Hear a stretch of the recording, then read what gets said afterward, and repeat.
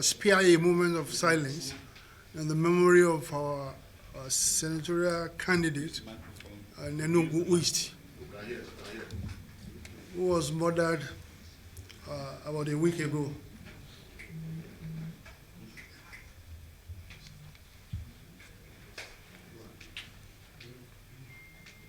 May soul rest in peace. Amen.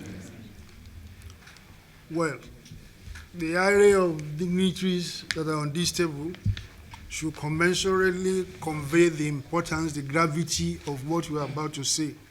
They will not be here if it were not of so much significance. And we wish to place on record the following. Be no less a beneficiary of a unique and internationally acclaimed democratic transfer of power, the President, General Muhammadu Buhari, pledged to Nigerians free and fair elections with the passage of the new Electoral Act, and indeed has repeated this promise multiple times.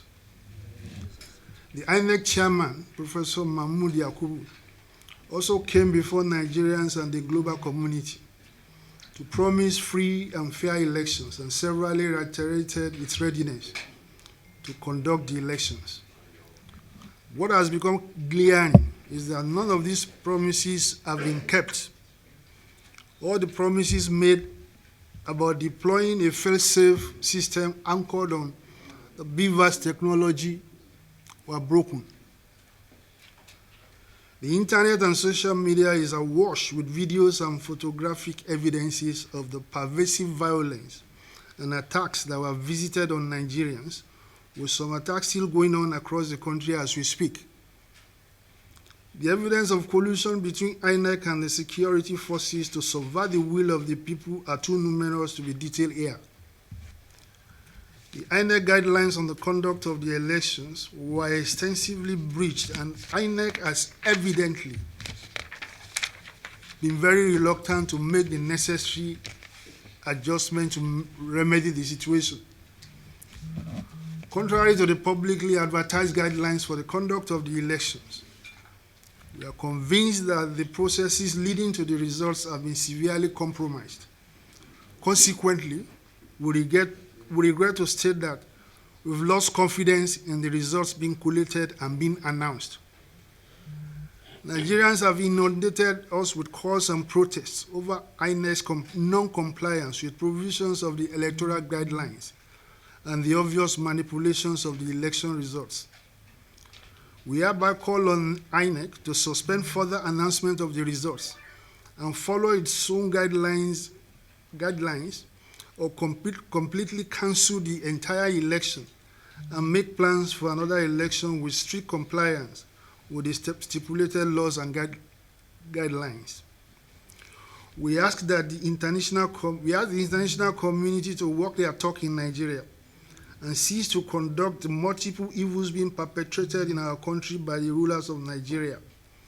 There cannot be one standard for Nigeria and another for the rest of the world.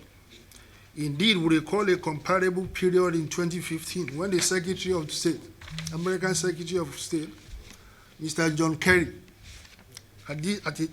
precisely a time like this, was breathing down on the neck of the electoral agency and the then president to do the right thing. We expect the same obligation and responsibility at this period. We thank Nigerians for their support for our candidates, and we assure you all that your mandate shall not be surrendered to a desperate gargoyle of failed rulers who have brought nothing but ruination on our dear country. We urge that Nigerians remain peaceful and law-abiding, whilst assured that we are doing everything within the law to protect your sacred mandate. Thank you, and God bless the Federal Republic of Nigeria. Your second question first. It is precisely what you have said that has resulted in what we are doing now.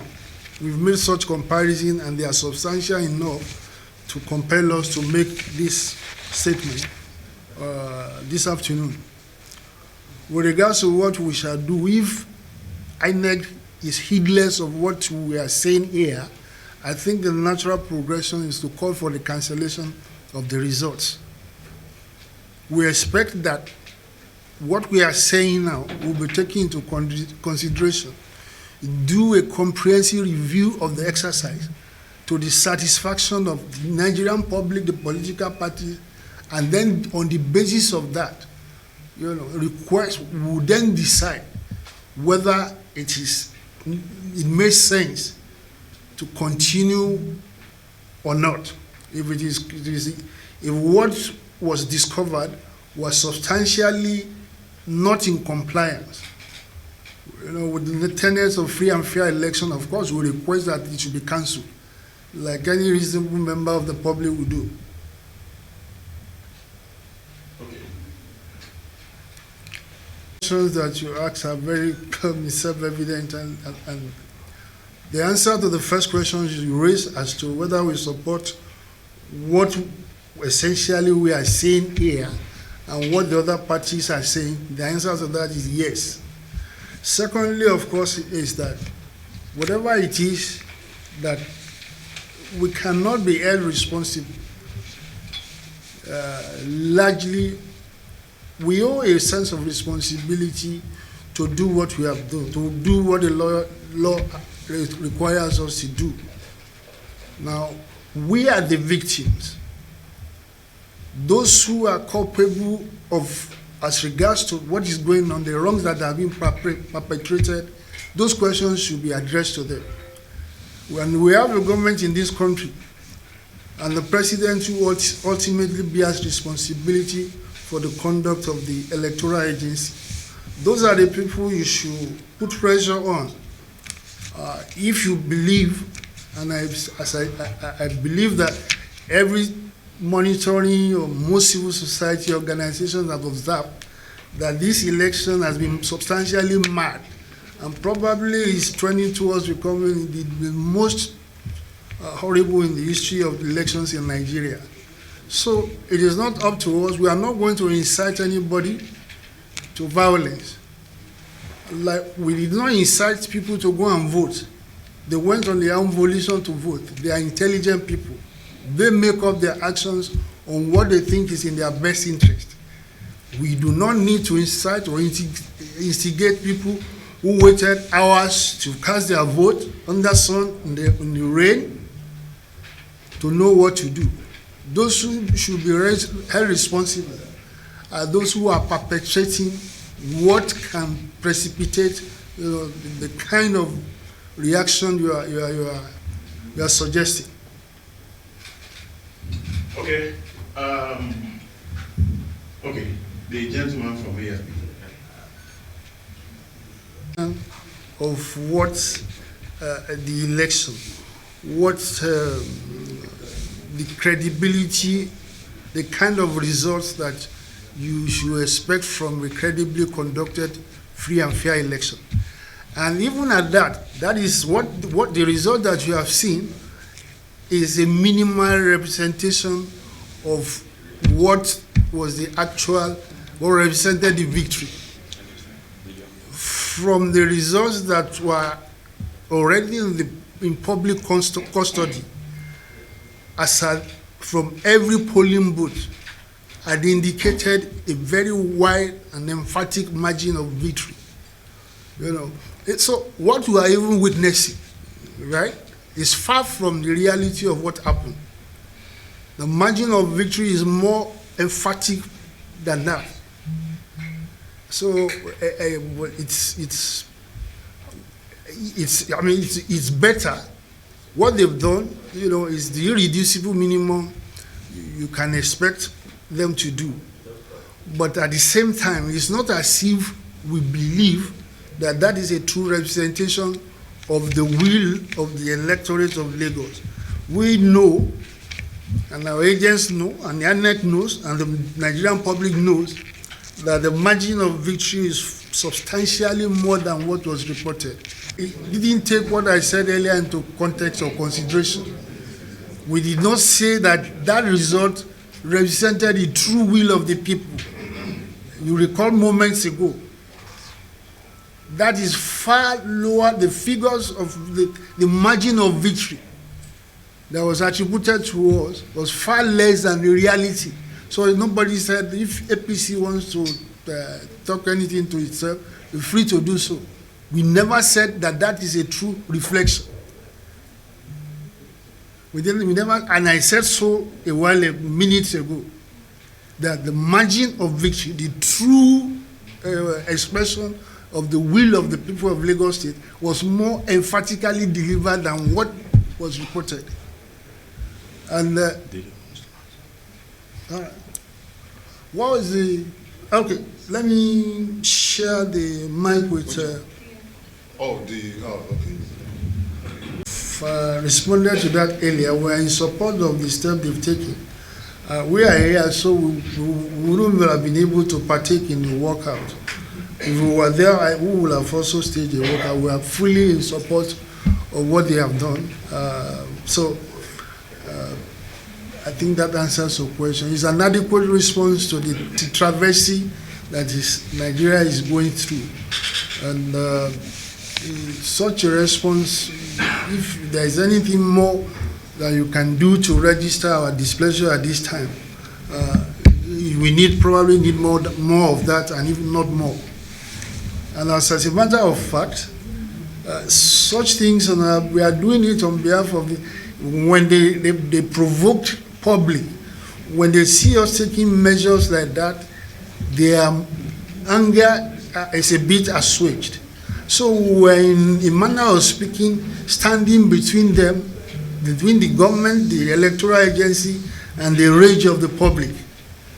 And there is just there's a limit to which that can be carried out. Okay. Any more questions? Okay. We just want to point out to the DG. They were meant to be uploading. Yeah, you see, look, we've sought this clarification before. Who decides, or what does the law say about the uploading or collation of results?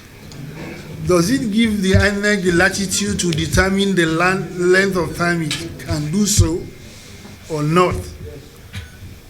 Our own reading of the law is that once the result is released and accepted at the polling unit level, that result should be immediately uploaded, for onward transmission through all the processes will go to get to the headquarters. That has not happened. INEC has behaved in quite arbitrary manner in the way it has acted and the way it is conducting its affairs in the country, which clearly the law that does not permit it to do. There is the unresolved question about the logo of our contestants, the down ballot contestants in the National Assembly, the senatorial and House of Rep candidates, whose names or whose photographs were missing. And then the responsibility of bringing that out to the attention of the public was left to us. Now, INEC claimed that it was a product of the judgment of the appeal court at a time requesting that, saying that those some candidates were barred from contesting. Thereafter, the final arbiter, the Supreme Court of Nigeria, gave a contrary judgment and directed that those names should be included. This, to my knowledge, is about 2 weeks ago. Insufficient enough time for INEC to have rectified the error. Now, because eventually when it was brought to their notice, they apologized, but they said it was not a mistake. That what they wanted to do was, they have made provisions of cumbersome things that voters are expected to do if they wanted to vote for those people. But of course, I mean, what a responsible organization should have done, if you could not prevent it, was to upfront, announce to the public that, look, there is an omission here, inadvertent or unwritten here, and this is how, he wants it to be addressed.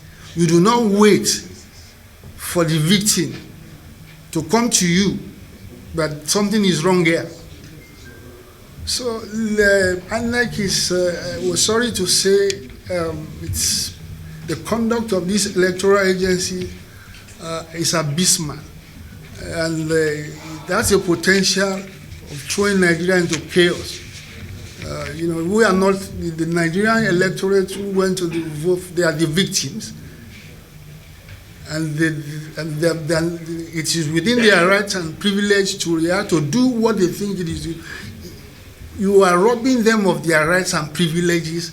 The way this election is being conducted, the way their rights are being treated, the way their will is being potentially subverted. So there's a difference here between the villains and the victims. And the attention should be focused on those potential villains and potential villains, right, to do the right thing. Thank you very much. There are no questions. Which media house? So? This is not a public. This is not a public conference. This is a press conference. If you don't report for any media house, I'm sorry. I'd like to set the record that an election was not transmitted. Sorry, cut it off. I'm Sorry, please, cut it off. I'm sorry. Earlier, the APC Presidential Campaign Council also raised an alarm that when you won Lagos, it appears to be a free and fair election. But when the results appears not to be going your way, you started playing the victim.